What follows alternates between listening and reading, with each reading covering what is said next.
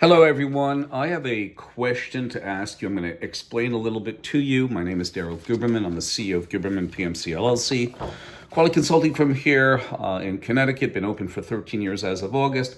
We were most recently down in April to corroborate what Mr. Sam Sallypour, the whistleblower for the 777, 787, was down there for.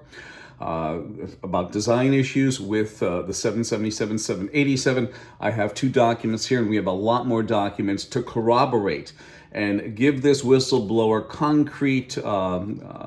concrete proof that he is correct. Most of the whistleblowers, of all of them who are very close to Boeing, have this impeccable way of bringing this forward, but we have the actual data going back to 2002 with Boeing's quality failures. We have the data going back to 2009 when Boeing was made an FAA regulator. So when you hear people like David Calhoun, the CEO of Boeing, which I most recently got back from June 18th from a subcommittee down there that was inquisitioning David. He didn't know what an escape was when he was asked and interviewed after the Alaska Air door popped off.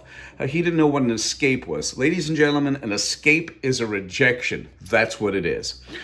This video today is FAA regulator, Boeing, 2009 to present. Should CEOs Jim McNerny, Dennis Mullenburg, and David Calhoun be prosecuted?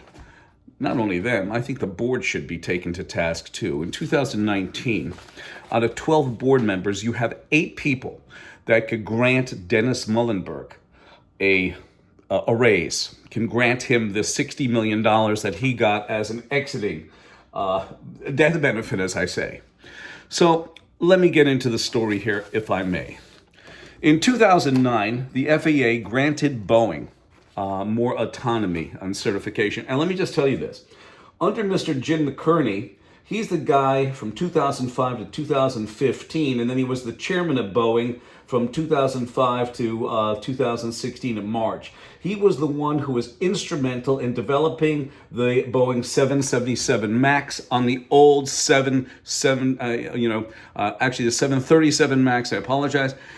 He took the old airframe and put 2 larger engines on, moved them up, and that's why they had to put the MCAS system on, which they did not. And I repeat, your lawyers for Indonesian Air, for Ethiopian Air, and now for Alaska Air and others, please contact me. We have defined data concerning this issue about Boeing and about the FAA giving up regulatory authority. I've talked to Bloomberg, I've talked to Politico. They said, well, we already said that the FAA was lenient with Boeing. No, they gave up regulatory authority.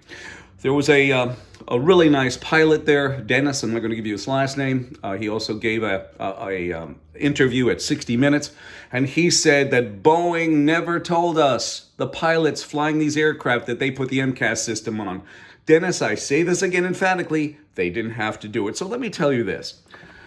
It started with McNerny, handed off to Mullenburg, and then handed off to Calhoun. Each one of these guys, okay, started under him with the FAA designation as a regulator. That means what they did is they took FAA, the chalice, and put it on Boeing employees as designated FAA inspectors, yet those inspectors were getting paid by Boeing. Isn't that tender? So let me read this to you. The FAA increased authority of Boeing's commercial airplanes division to self-certify. This is 2009.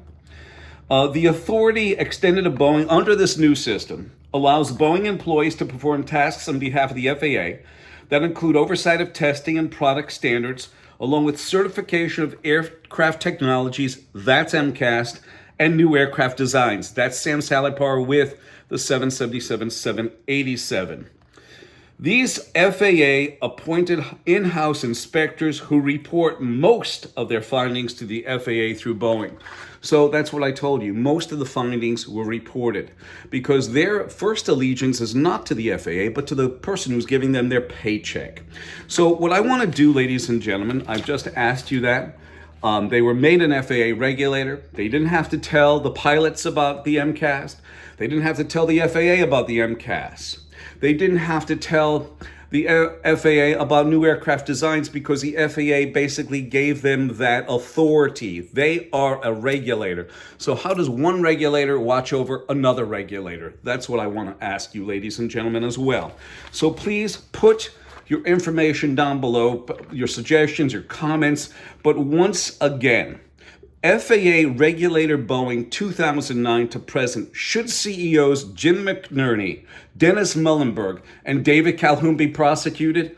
What's your thoughts? 203-556-1493 or Daryl, TQRS, @yahoo.com. I look forward to hearing from you.